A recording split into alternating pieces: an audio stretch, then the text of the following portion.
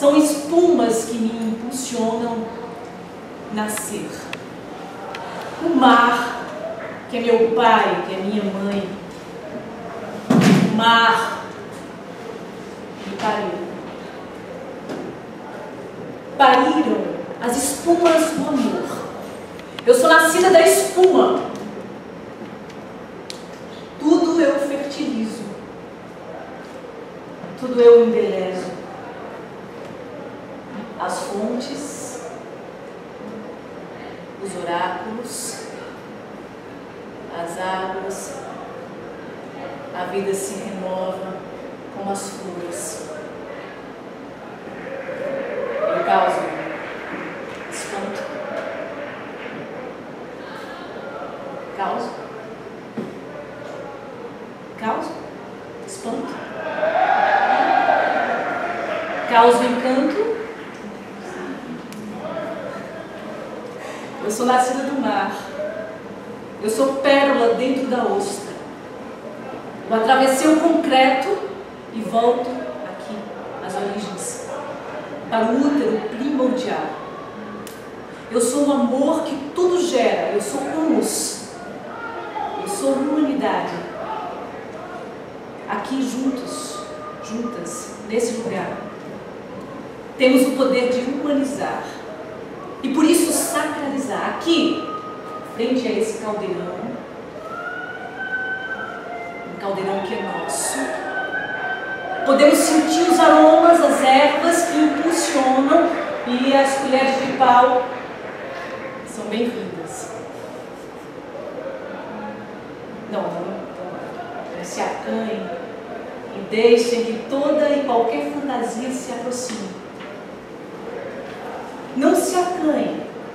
Dentro do caldeirão manifesta-se a encruzilhada. A encruzilhada. No caldeirão a alquimia se faz. No interno mistura. A gente se vê como seres, artistas. E nós somos mapas. Nós somos mapas, mas não somos mapas estáticos. Nós somos cartografias de imagens, origens, caminhos, imagens. Somos espumas. A todo momento nos desfazemos no movimento sagrado da natureza. Nós somos cartógrafos. E o princípio cartográfico vai além do traçado de paisagens materiais. Configura-se no delineamento das trajetórias, os limites transitórios, diz Ronick. Assim, a cartografia, nesse caso, acompanha e se faz ao mesmo tempo em que vai se desmanchando os mundos. É espuma. Cartografia é espuma. É uma perda de sentido e as formações de outros mundos que se criam para expressar afetos contemporâneos. Um cartógrafo é, antes de tudo, um antropófago. A espuma é também um mapa que se transforma a todo instante. Eu sou espuma. Eu sou espuma. Eu sou cartógrafo. Eu sou cartógrafa. E por meio desse poder de ser, eu traço o meu trajeto antropológico. Construo minha arte, minha escritura surge assim, um tecido impregnado de experiências múltiplas, devoradas, transvaloradas, onde histórias e geografias várias misturam-se indistintivamente. No caldeirão, Recife, São Paulo, história de deusas míticas, Tejucupato, histórias pessoais, Brasil, Grécia, Joana d'Arc, Maria Camarão, Maria,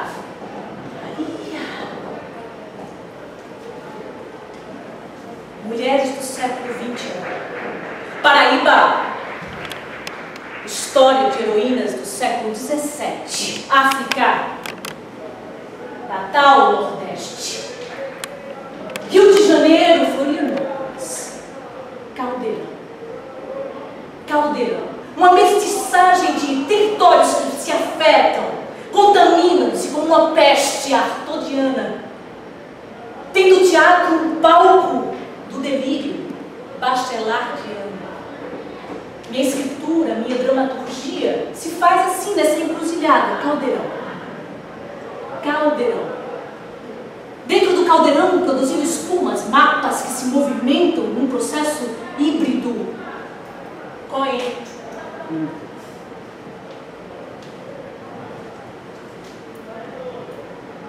Entre essa textualização, essa encenação, torna-se o centro, uma tessitura inteira, um texto. Na acepção de Barba, a palavra texto, antes de se referir a um texto escrito ou falado, impresso, manuscrito, significa tecendo juntos, costurando. Nesse sentido, não há representação que não tenha texto. Aquilo que diz respeito ao texto é uma tecedura da representação. Pode ser definido como dramaturgia, isso é, drama, o trabalho das ações na representação. A maneira pela qual as ações estão no trabalho é a trama. É a trama.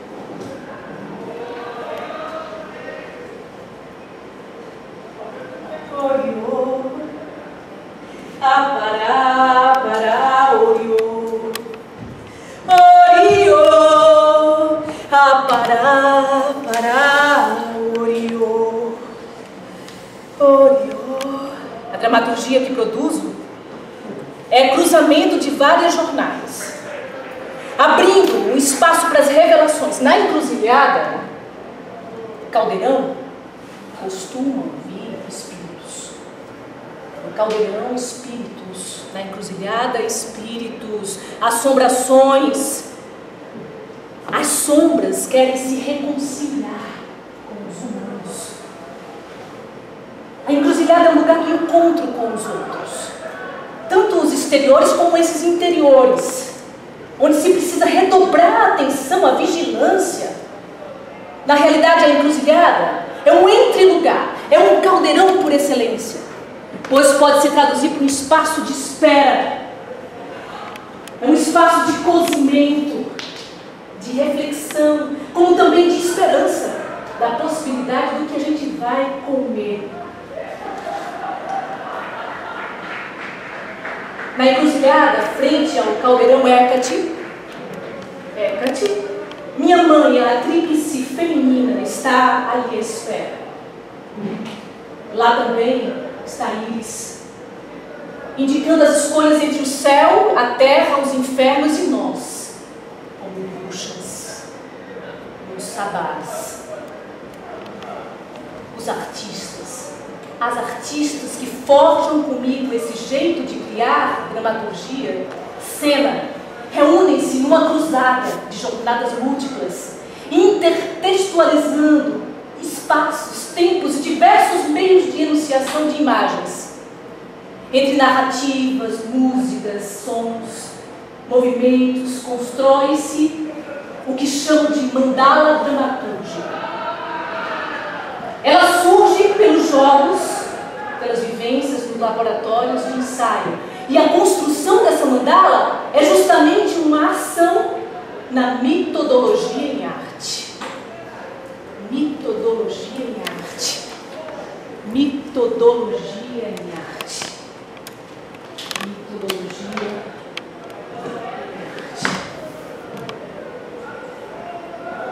A metodologia em arte se traduz por um complexo de procedimentos de criação, utilizando como base a antropologia da performance, a antropologia do imaginário,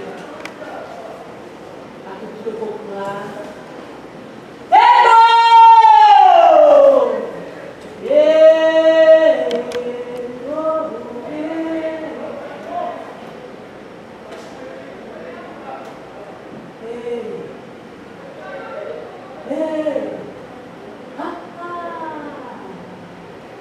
Acende um incenso cheiroso, é pra limpar o ambiente. Oi, acende um incenso cheiroso, é pra limpar o ambiente. O quintal de Dona Daci é palco de um povo decente. O quintal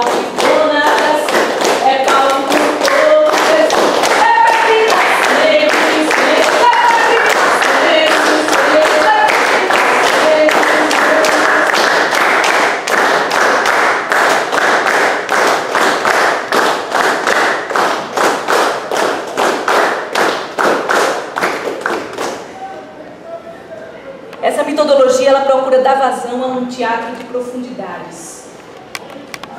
É um teatro imarginal, no fundo e no entre. Contrapõe-se a um teatro de superfície, atingindo essas camadas mais profundas, né, da psique pessoal e coletiva, percebendo as margens sociais. E aí, a partir desse trânsito entre eu, artista, e a alteridade, esse outro, a metodologia em arte está ligada ao que eu chamo de arte-etnografia. Esse deslocamento dos artistas em encontro com esse outro.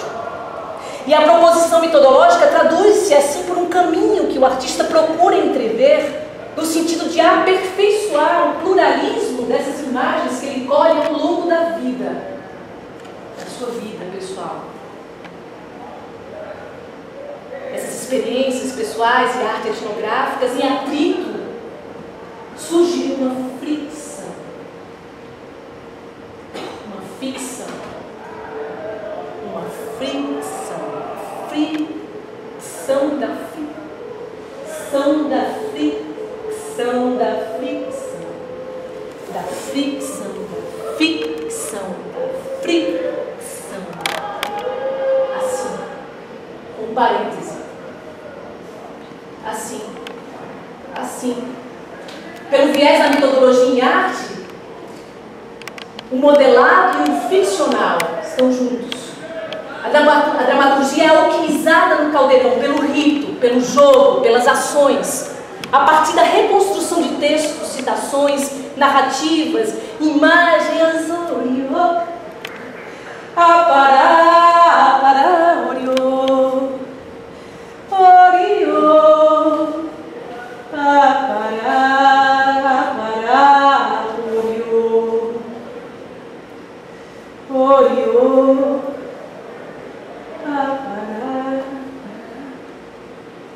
cheguei no fronte de guerra, a luta vai começar, me preparei pra batalha, não vou morrer, vou matar. Cheguei no fronte de guerra, a luta vai começar, me preparei pra batalha, não vou morrer, vou matar. Em 2009, após uma experiência pessoal envolvendo a mitologia da Santa Joana d'Arc, eu aportei com uma comunidade chamada Tejupá, na zona da Mata Norte de Pernambuco. Revelavam-se os textos vários da cultura acerca de deusas míticas, vivências pessoais das atrizes criadoras, estimulando uma rede de memórias e significações e provocando o surgimento de uma dramaturgia. Guerreiras. Guerreiras. Nunca tira meu escapulário de prata, deixa ele trabalhar. Nunca tira teu escapulário de prata, deixa ele trabalhar. Nilton Moreno, o dramaturgo, ele disse sobre guerreiras assim: a questão mais premente para mim, para ele, não para mim, para ele, é justamente que o texto de Guerreiras está armado em rede, tangenciando um campo mítico que o sustenta ao depoimento das mulheres de Goiânia e a sua reverência às guerreiras de Tejupá, com a reverberação desse material no corpo-memória das atrizes. Um trabalho que constrói a ponte entre deusas ancestrais e as mulheres de Tejupá, tendo como intermediadoras a vivência de cada uma das artistas mencionadas. O aprendizado do humano na beira do mangue com respaldo das deusas. Um passeio muito interessante entre a fonte histórica, a resistência das lutas das mulheres de Tejupá, a pesquisa de campo com as mulheres que habitam a região e o relato de suas lutas diárias. O campo das deusas e mitos que ampara milenarmente todas essas mulheres e o canto de guerra de cada vez, sensivelmente inserido no movimento de guerra. Mesmo que se perca onde um começa e outro termina, esta escrita multifocal nos permite uma viagem, um passeio, uma sugestão de guerras do feminino. Pela via da metodologia em arte, o resultado dramatúrgico de Guerreiras foi assim um caleidoscópio de narrativas, de fragmentos, trabalhados por meio de um somatório entre as histórias, jornadas das mulheres de Tejupapá, as histórias jornadas das deusas e guerreiras de todos os tempos, além das histórias jornadas pessoais de cada atriz, revelando uma tríplice e um tríplice plano de ações. Um plano histórico, um plano mítico e um plano pessoal. Também sobre essa criação, disse Luiz Felipe Botelho, um outro dramaturgo, os clichês que rondam esse tema foram deixados de lado pela própria dinâmica do processo de criação, no qual a autora, eu, as atrizes criadoras, eu, elas, eu, e demais criadores envolvidos, a partir das vivências da comunidade de Tejupapá, estabeleceram um diálogo entre universos pessoais de múltiplas naturezas e a extensa mitologia associada ao feminino.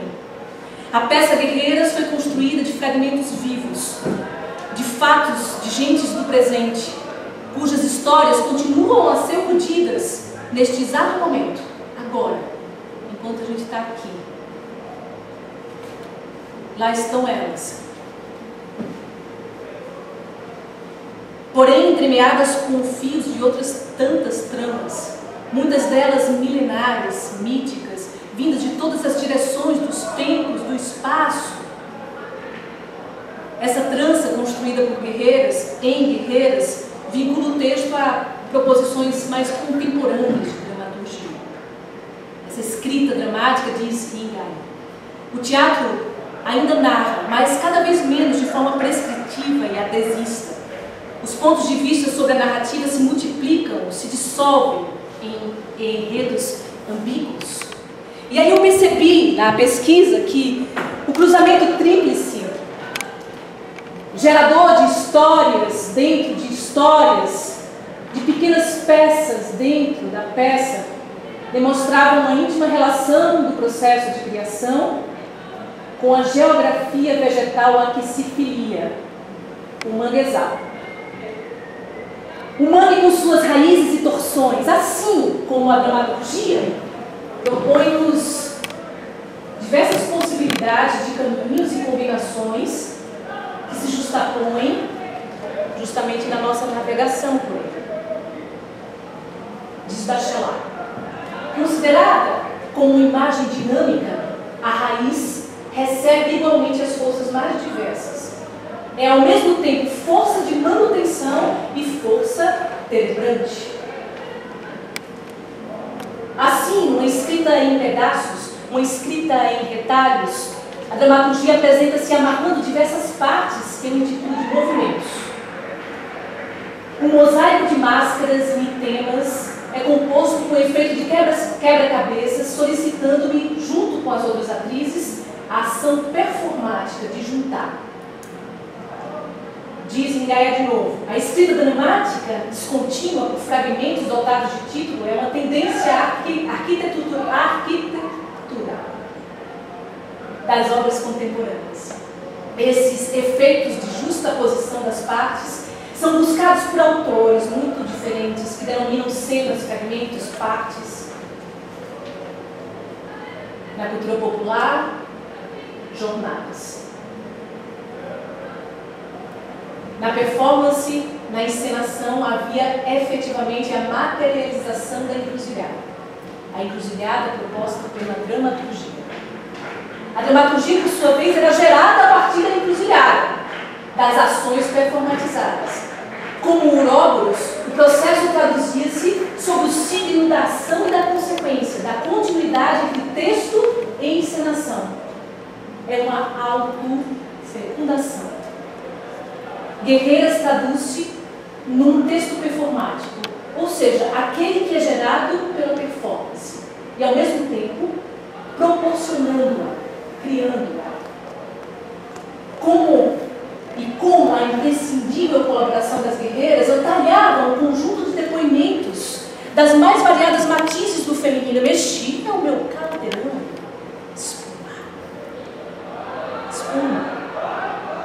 Ia assim se revelando camadas, e cada abertura de trincheira ou portal, como eu também chamava de movimento, assim as trincheiras cavadas a céu aberto tornavam-se estruturas defensivas de fortificação, como abrigos que se constituem para proteção e circulação das narrativas dessas mulheres.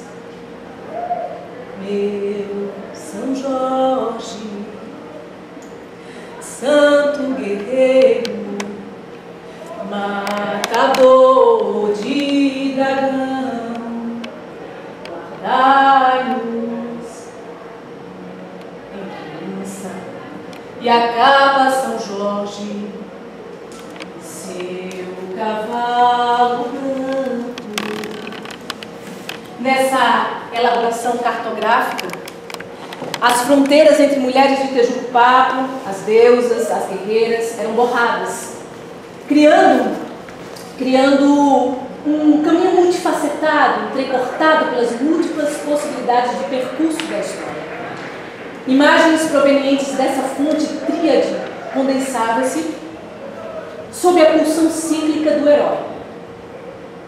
Manifesta-se a ideia da passagem. Construir dramaturgicamente dessa maneira constitui um processo de jornada do herói. Manifesta-se sob a ideia de rito de passagem, aos moldes de Gellner: separação, transição, reagregação. Assim, cada guerreira possuía sua jornada, seu rito de passagem, e a partir dessas singularidades os movimentos se construíam, tendo a trajetória do herói como uma propulsora. O herói é aquele que percorre um caminho, um trajeto iniciático. Vida, apogeu, morte, renascimento, ressurreição. Ele é aquele que, como um cartógrafo, por sua andança, sua ascese, suas provas, qualifica-se e faz existir o mundo à sua volta. Ele exprime assim simbolicamente que o interior e o exterior formam somente um, e que a conquista do espaço interior é indissociável daquele espaço geográfico. Dessa maneira, o herói passa seu tempo entre o centro, seu eixo arquetipial, e uma periferia, a carne do mundo, encarnada, floresta misteriosa, o mundo, sem nunca se situar em um ou em outro. Pela via de Jung, a jornada do herói é o caminho da individuação da vida criativa. É o caminho da mudança que, através da morte, leva uma nova vida. Na jornada da heroína, estar no caminho é a meta, o que reflete a vivência original de nossa impotência e finitude existencial. A cada descida segue-se uma ascensão, ou seja, um aprofundamento da vida e um mergulho na esfera da morte plena, no renascimento. E agora, em 2 fragmentos da dramaturgia de Guerreiras, eu aponto o medo da descida e a pulsão ascensional da personagem. Nanã, num processo de rejuvenescimento da atriz Cris Rocha. Ela diz: a morte me angustia, porque deixa ausência. Gabrielzinho agora virou anjo. Foi Joana que deu asa. Aposto tu acredita que também eu tenho medo de morrer? Eu tenho medo de morrer, de voar, feito Gabriel. Eu tenho medo de deixar minhas ausências para os fios feios. Ele precisa de mim. Eu tenho medo de revelar a chaga do meu fio feio, de ficar moço, de virar arco-íris feito dos meus fios feios. Eu fico viva para esconder meus fios feios. Eu sou meus fios feios. Mais para frente ela diz: eu estou disposta a ser suprimida, apagada, transformada em nada. Estou disposta a morrer para virar arco-íris. Quando acontecer a terra, aos filhos da terra acontece. O homem não tece o tecido da vida, não, e senão um dos seus filhos. Quando fizer o tecido, a si próprio faz. Pois eu sou a primeira e a última, aquela que honram e desprezam, aquela que chamam vida e vós chamaste morte. A jornada da heroína dava o tom da caminhada das guerreiras. É justamente esse mito que vai servir como aporte, como leitmotiv principal da construção da dramaturgia, distribuindo-se em vários outros pequenos motivos, pequenos mitos, temas. São esses leitmotiv de certa forma organizam as emissões desse mito principal. Eu compreendi que essa perspectiva, né, de intertextualizar, de colar esses pequenos mitos, era a partir de um processo de associação, hibridização, que se reconstrói, onde o verbal é apenas um dos elementos, apenas um. A operação de hibridização, diz Barbara, é feita pela concatenação, pela simultaneidade. São duas dimensões da trama. E aí Cris Rocha diz: em Guerreiras, cada uma foi trazendo seus textos. Eu peguei textos que saíram até das inscrições nos barcos do mangue. Depois disso, a gente ia pensando como podíamos cruzar as jornadas.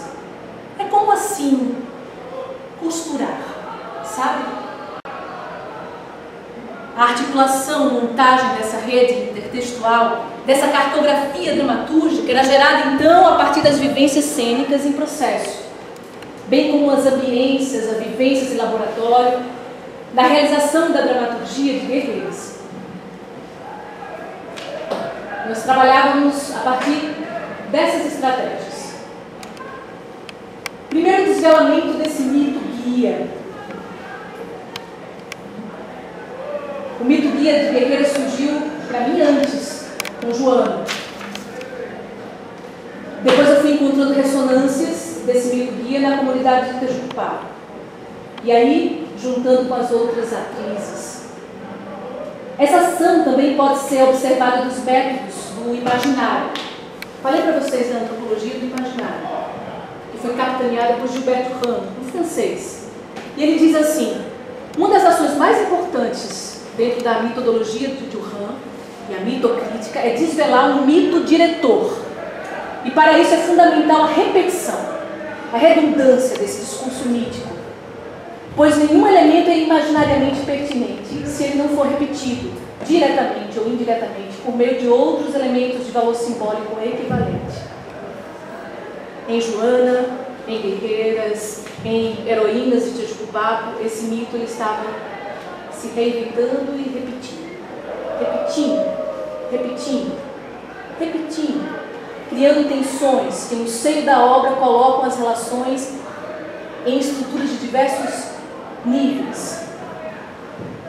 A dramaturgia e, consequentemente, a encenação, o mito guia serviu como esse leitmotiv principal, um motor, como um tema único de preenchimento do imaginário das guerreiras. No dizer do dramaturgo lá de Recife, Luiz Felipe Botelho, ele diz assim: o senso de unidade temática em Guerreiras é decisivo para dar coerência à estrutura fragmentada e não linear do texto. Mas essa coerência sugerida pelo mito guia, o mito diretor, nada tem a ver com a ideia de sentido, no sentido aristotélico. E sim com outro tipo de prática, mais conectada com abordagens contemporâneas de relação com o texto dramático. A investigação de fontes externas, os livros, filmes, textos em prosa, textos dramatúrgicos, imagens que foram alimentando, criavam uma mística. Tudo ia construindo um grande caleidoscópio. E é válido afirmar que as pesquisas em Tejupá foram imprescindíveis na produção da dramaturgia, condensando imagens corporais, sonoridades, músicas, textos articulados, contato direto com as heroínas da comunidade e depois os laboratórios metodológicos. Lá dentro, das vivências, no fluxo das ideias, as pulsões pessoais a partir do tema, os objetos que trazíamos para o jogo, as vestes, as estruturas cenográficas da mitologia, distribuídas na roda do encontro. Foram construindo essa dramaturgia. E aí diz Kátia, outra atriz. A princípio nós estudamos a história de Tejuco-Papo, guerreiras, heroínas da história, um livro que a gente lia muito em São Paulo, era Mulheres que Correm com Lobos, e foi uma fase que eu tinha acabado de me separar. Eu chorava muito, todo ensaio eu chorava. Todo ensaio eu chorava, daí eu afundei nisso, eu refletia sobre mim mesma e o que eu estava passando e o que significava estar ali como mulher, algo que questionava muito naquele momento era sobre a minha beleza. No processo de residência lá no Tejuco-Papo, essa reflexão potencializou-se no contato com aquelas mulheres de lá. Eu comecei a observar dentro daquele universo algo que se relacionasse com o que eu sentia. Isso não se deu de uma forma tão consciente. Eu creio que inconscientemente a gente vai em busca daquilo que nos espelha, que nós queremos falar. As crianças me chamavam muita atenção em particular. Quando fomos no Mangue, elas estavam com a gente, as crianças. Aí quando voltamos para Recife, entramos realmente num processo de cena. Isso já era janeiro de 2009. Começamos com a vivência com os objetos dispostos na roda, algumas redes, algumas bacias. Daí, depois de experimentar alguns temas propostos, começou a pensar numa jornada, um caminho. Mesmo que a gente não tinha conversado nesse tempo sobre isso ainda. Eu tive uma relação muito forte com a bacia. Muito forte. Também carregava os meninos dentro delas. Eu tinha uma irmã. Eu tinha uma irmã. Ela tinha uma irmã. Eu tinha uma irmã. Ela tinha uma irmã. Eu tinha uma irmã. Ela tinha uma irmã que é muito mais nova do que ela, que eu. Daí pensava que nas crianças de lá também, eu pensava nela e cantava uma música que cantava para ela no tempo de bebê. Um ninar. Essa era uma visão de paraíso, sabe? O bebê, o ninar. Essa era uma visão de paraíso. Na volta para São Paulo, unidas de tudo que a gente viveu, começamos a fazer os links. E utilizando as imagens arquetípicas, aí estudamos as deusas gregas, o tarô mitológico. A carta de Narciso foi muito importante para mim. Revelava uma narrativa de transformação, onde passamos a olhar nós mesmos profundamente, o reconhecimento da sua criança, da sua beleza.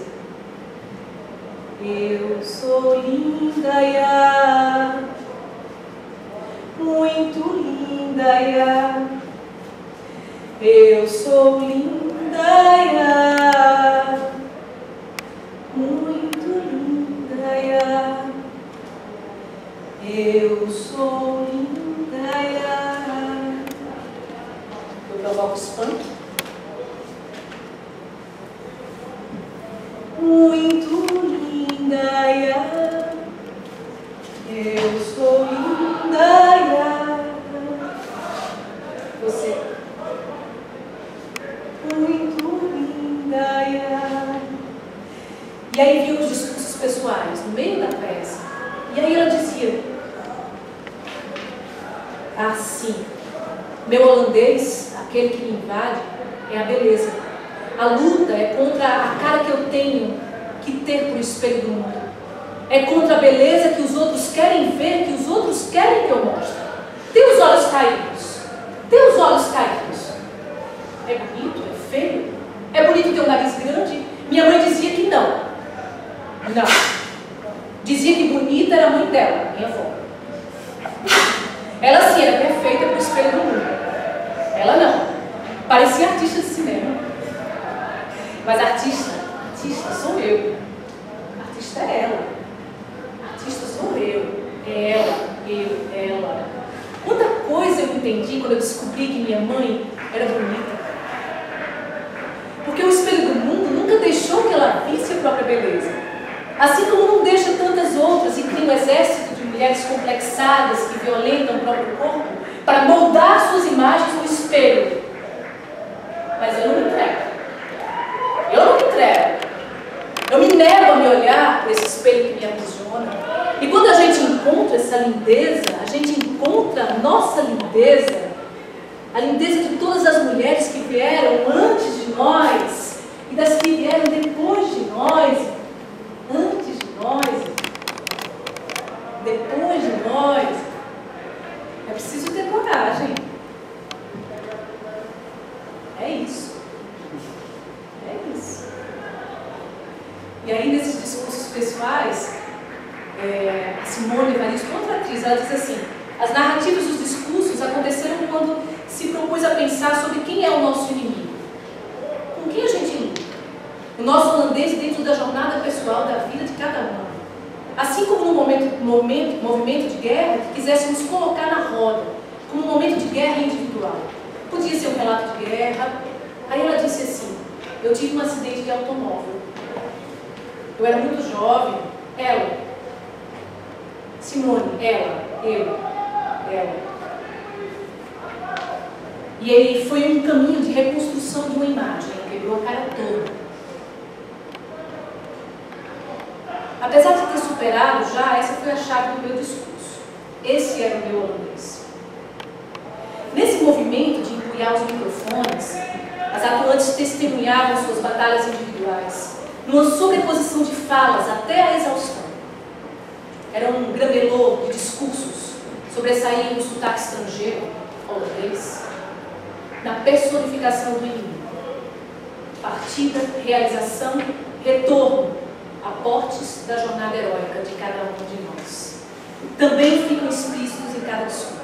Aí o Nilton Moreno fala de novo, ele diz assim, na investigação da personalidade de cada atriz, em Guerreiras reside o grande mérito bélico, uma estratégia acertada nesse campo minado do cruzamento entre depoimento, ficção, tão caro a alguns procedimentos cênicos contemporâneos, e assim usufruímos de uma dramaturgia de trincheira, que deve menos à linearidade de trajetórias e povoa nosso imaginário de todos os mananciais.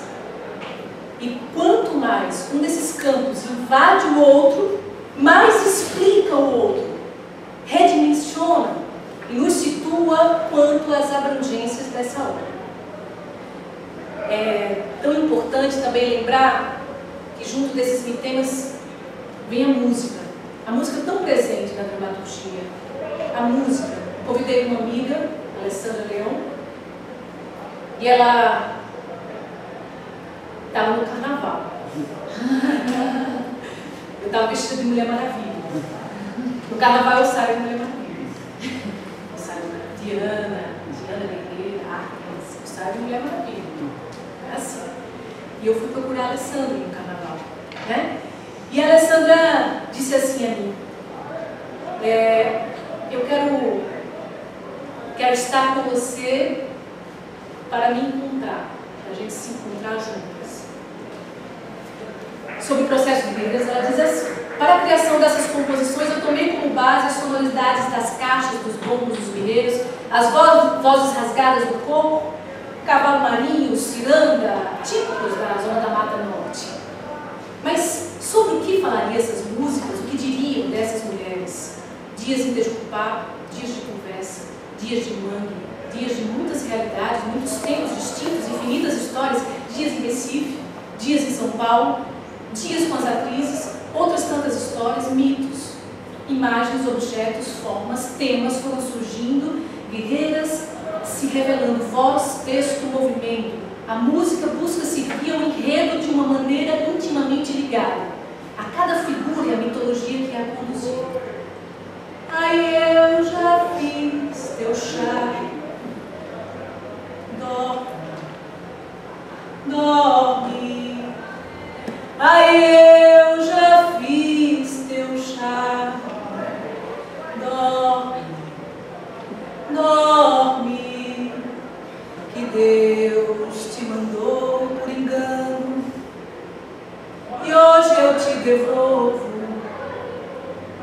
E Deus te mandou por engano, e hoje eu te devolvo. A música, como mito e onírico, repousa sobre as invenções e as inversões simétricas dos temas, no sentido que somente pode ser conquistado pela redundância persuasiva do tema.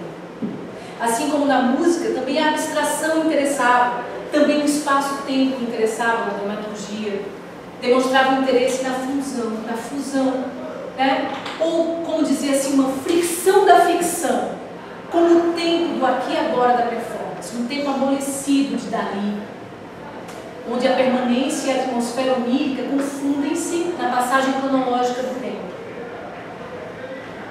Toda a ação acontece no campo de batalha, onde são abertas trincheiras, portais a cada narrativa defendida.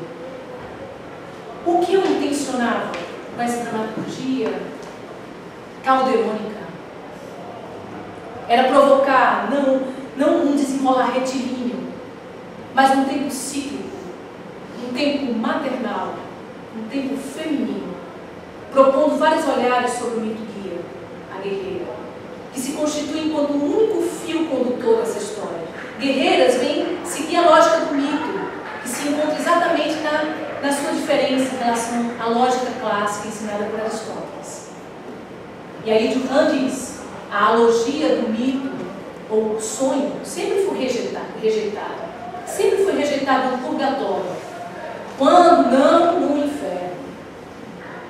Do pré-lógico, da participação mística, onde, como todo mundo sabe, os índios e outros tantos mais nativos, por causa dessa confusão mental, se tornaram araras, não humanos, porque eles estavam no pré-lógico. O que é o pré-lógico? A lógica. O mundo das imagens, o mundo maternal, o mundo feminino. O mito da guerreira guiava as defensoras de Tejucupá contra os holandeses do século XVII. Firmava-se em resistência nas atrizes, nas mulheres da comunidade de Tejucupá, ainda em dias correntes. Está no seio simbólico das mulheres do século XXI. Está nas mulheres de todos os tempos. Descortinar guerreiras era revelar todos os portais míticos femininos. Por isso, eu fincava cada minuto de atenção no ato de cuidar do que tinha sido criado. Era importante a escritura da cena, pois as histórias são memórias de fios infinitos.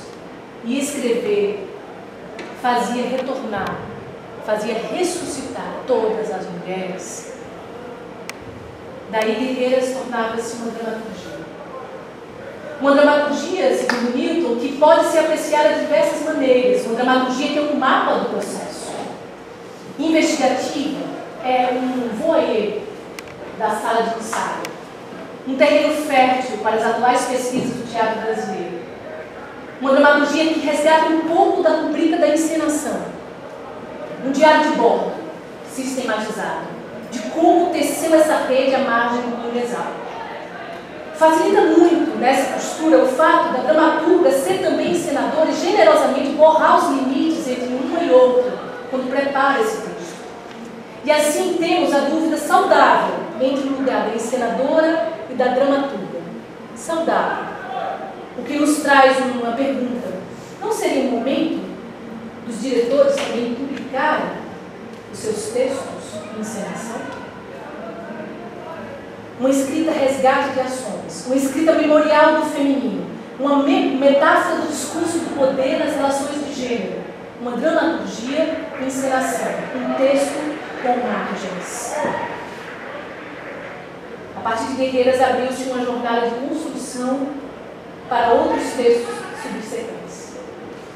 A partir desse caminho mesmo, da metodologia em arte, surgiu Homens Caranguejos, no trabalho com as meninas da UESP, em cima da obra de Josué de Castro, na interlocução com a comunidade da Ilha de Deus, no Recife, no Boqueirão, em São Paulo. Surgiu Salema, com os alunos da Escola Livre de Teatro de Santo André, em cima da obra de Joaquim Cardoso, e na interlocução com a comunidade da Ilha do Cardoso, em São Paulo. uma praia paradisíaca, deserta.